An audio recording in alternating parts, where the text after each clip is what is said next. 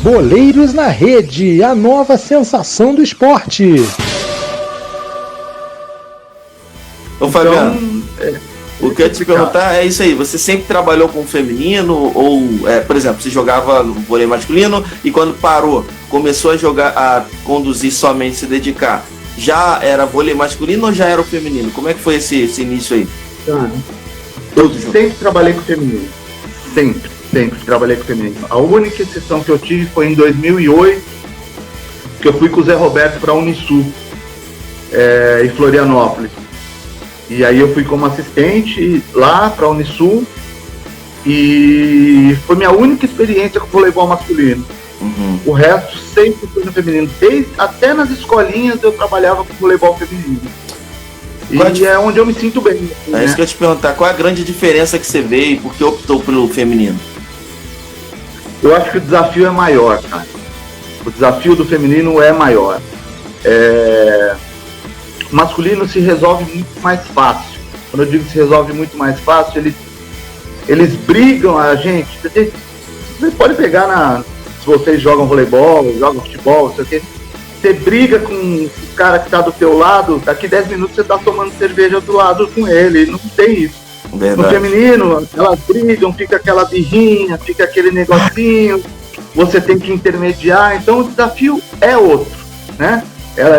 Quando briga com o namorado, chega de um jeito para treinar, você já vê que não tá legal o negócio. Então administrar grupo feminino, o desafio é maior, mas quando você consegue resolver esse desafio, o prazer também é maior. Então isso eu acho que é uma coisa que me encanta muito. Você ter esse desafio e saber como lidar com a pessoa. E individualmente eu acho que isso é muito legal, porque as pessoas não são iguais, né? Sim. Cada uma tem a sua maneira de ser, cada uma tem um jeito de responder. Você não fala com uma como fala com outra, porque de repente você dá uma bronca em uma e ela reage de maneira mal. Se você dá bronca em outra, ela reage bem. Então você tem que saber como lidar com cada jogadora. E isso é uma coisa que para mim é muito legal. Agora, Fabiano, como é que você enquadra, né, nos treinamentos aí, colocando o grupo para ralar? Tu é bravo mesmo? Tu fala alto, fala grosso? Como é que é o teu jeito de dar? Então, você sabe que é uma coisa que para mim, meu último ano em Bauru, eu acho que eu fui convivendo tanto tempo. Eu sempre fui um cara muito explosivo mesmo, assim, de querer extrair o máximo, querer arrancar a pele. Pô, eu gritava demais, brigava demais. E quando eu falava brigava, no sentido de querer que desse 110% no treino. Eu não queria que a jogadora tivesse medo de mim, e nem queria que ela tivesse respeito porque eu gritava, porque eu fazia isso. Mas eu acho que conforme a gente vai amadurecendo, vai chegando numa certa idade, você vê que no treinamento você não precisa ficar dando esporro, não precisa ficar gritando para se fazer entender. Então, meus últimos 2 anos, eu tentei mudar um pouquinho, eu tentei entender melhor como que elas lidavam, sendo uma pessoa mais tranquila. Quando eu digo mais tranquila, eu não precisava gritar para que elas entendessem o que eu queria, mesmo porque quando você grita, é capaz da jogadora entrar por um ouvido e sair pelo outro. Então, eu, graças a Deus, sei o que eu estou fazendo quando eu estou no treinamento. Eu sei o que eu estou fazendo, então as jogadoras, elas não vão me respeitar porque eu grito, elas vão me respeitar pelo que eu sei, pelo que eu estou passando. Se eu falar uma besteira, elas vão falar, pô, esse cara aí não sabe o que ele está falando. Então, falando gritando ou falando tranquilo, elas vão me entender do mesmo jeito e eu vou levar as coisas da melhor maneira que eu posso. É lógico que, havendo respeito dos dois lados, as coisas são tranquilas. A partir do momento que o limite foi ultrapassado, Aí as coisas mudam de conversa. Então, meus 2 últimos anos que eu tive, eu acho que eu fui uma pessoa muito tranquila assim mesmo, realmente. Levava o treino de uma maneira boa, extraía delas o máximo que eu podia extrair, e deu muito resultado, cara, muito.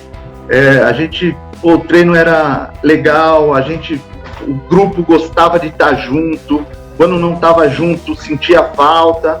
Então eu fazia parte do grupo, eu não era uma pessoa que era alguém acima delas, eu queria sempre estar junto com elas, e gostava que minha comissão técnica também estivesse do mesmo jeito.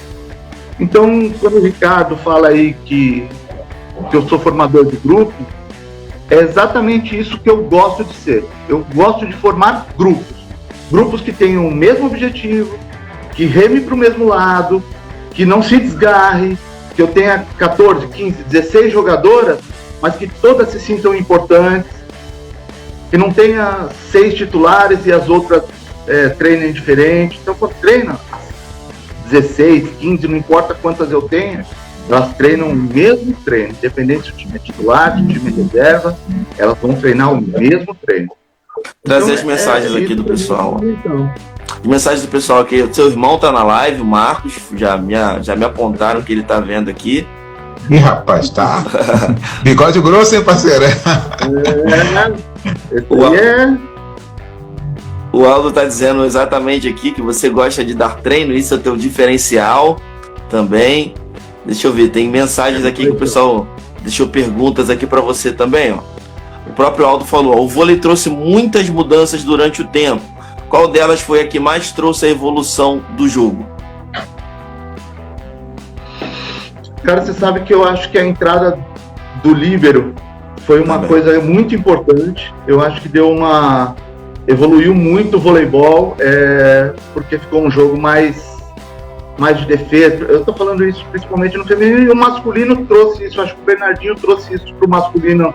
Quando ele veio do feminino e assumiu a seleção masculina, ele trouxe muito isso. E o líbero ajudou muito nessa situação, porque ficou um jogo mais bonito de se ver, né? É claro que o jogo de não ter a vantagem também... Isso que eu pensei aqui. Subiu a qualidade, porque você sabe que qualquer coisa que você erre é ponto. Antigamente você tinha vantagem, você tinha... Para fazer o ponto era diferente. Então hoje o erro, ele é muito, muito, muito importante. Então você chega num ponto que você não pode errar. Então você treina diferente, a sua maneira de treinar mudou, porque você não pode ficar treinando durante muito tempo e dando muita ênfase ao erro.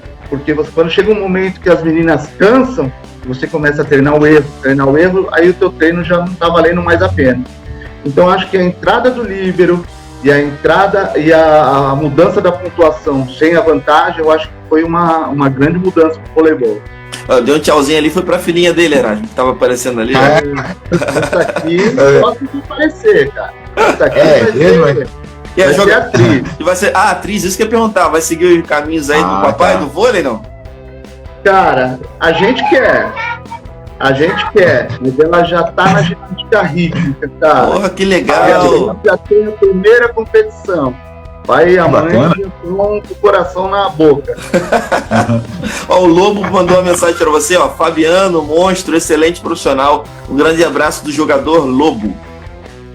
Legal. Esse aí ele joga bola comigo, cara. Ele tem um time de futebol, meu parceiro, moleque do bem, total. Esse moleque era um craque jogando bola, não foi profissional porque não quis. Poxa. Agora, o Fabiano, me diz uma coisa, cara, a importância do canhoto numa equipe, né? Eu lembro muito do André Nascimento, que era o canhotaço, né? Batia muito bem. E qual o diferencial de um canhoto na equipe? E é difícil de achar um canhoto bom de bola, bom de vôlei, cara? É difícil achar um canhoto, né? No geral. Um canhoto bom de bola é mais difícil, mas nós temos muitos, né? Assim, o André Nascimento, eu acho que foi um jogador excepcional. Ele era um fenômeno, o André Nascimento. Tem um oposto que não era grande, né? Mas que atacava absurdo. Era um cara fora da curva. Eu acho que é difícil você marcar canhoto, principalmente quando o canhoto tem muito golpe, quando ele tem o golpe de corredor, golpe de diagonal, porque você não tem a marcação, você treina muito com destro, né? Quando você pega um canhoto, a marcação fica muito difícil de ser, porque você marca a 2, ele tem o corredor, você marca o corredor, tem a diagonal menor. O gesto técnico é um pouco diferente do canhoto. Então é difícil, cara. Você tem que estudar muito para jogar contra um canhoto. E até você arrumar um braço que te ajude a ser canhoto, é importante você ter num grupo isso. E você pega, por exemplo, a seleção americana feminina, que foi campeã olímpica. Sim. A menina canhota fazia muita diferença, ela tem todos os golpes. Você pega a Boscovich, ela tem todos os golpes, ela tem corredor, tem diagonal e ela tem uma bola que é por cima de todo mundo. Super alta. E é difícil, você não sabe se você arruma o time na defesa ou se você arruma o time no bloqueio. Então você precisa criar uma estratégia para parar essa jogadora. Porque quando chegar nesse nível aí, é complicado, cara. Meu irmão joga muito contra a seleção sérvia, contra a seleção americana, principalmente ali. Ele me diz que é muito complicado de ajustar a defesa para essa jogadora. E você vai ajustar o bloqueio, ela ainda tem altura para ir por cima do bloqueio. Então é complicado, cara. Não é uma coisa tão simples, não. Ô Fabiano, fala pra gente um pouquinho da tua trajetória nos clubes que você passou e, por favor, não deixa de falar das conquistas aí lá em Bauru. Acho que foi Bauru, que a primeira pergunta aqui antes, já começaram falando sobre Bauru, né? Não foi em Bauru que citaram aqui, que você teve boas... Eu acho que foi o Aldo, né? Foi o Aldo. Então fala pra gente aí da sua trajetória. Eu comecei, como eu disse, lá em 94 nas escolinhas, em Barueri, Sportville, junto com meu irmão, e depois nós fomos para as categorias de base lá, Barueri. Cara, eu ganhei muito na categoria de base, os campeonatos paulistas aqui. Meus principais títulos estão aí, né, na categoria de base. Quando eu assumi a equipe adulta de Bauru, eu assumi em 4 torneios, que o Aldo está citando aí, foram 4 torneios que eu tive, porque meu irmão estava na seleção, enquanto meu irmão está na seleção, eu estava em Bauru. E nesses 4 torneios, nós vencemos os 4 torneios. Foi a Copa São Paulo, nós vencemos aqui em Osasco, foi um jogaço, foi 3-2. A gente ganhou os Jogos Abertos do Interior, que é uma competição super importante para a cidade de Bauru, que não tinha na divisão especial, né? Porque aqui os Jogos Abertos tem a divisão especial e a primeira divisão. Então a divisão especial é onde joga todas as... É praticamente um campeonato paulista jogando o campeonato, os Jogos Abertos. Nós ganhamos também. Nós fizemos um torneio em Bauru, pré-Superliga, que jogou nós, na época Rio do Sul, Pinheiros e Praia. Nós ganhamos esse torneio lá em Bauru também. E o último torneio, que foi antes de eu sair de Bauru, foi os Jogos Regionais, que vinha de uma derrota no ano anterior para Piracicaba, que nós trouxemos de volta para Bauru os Jogos Regionais. Então, os 4 torneios que eu estive à frente de Bauru, os 4 nós ganhamos. Por isso que o Aldo acho que lembra bem, e o Ricardo acho que comenta também sobre isso. Então, foram 4 torneios que nós vencemos. Então, eu acho que ficou gravado na memória deles essas conquistas.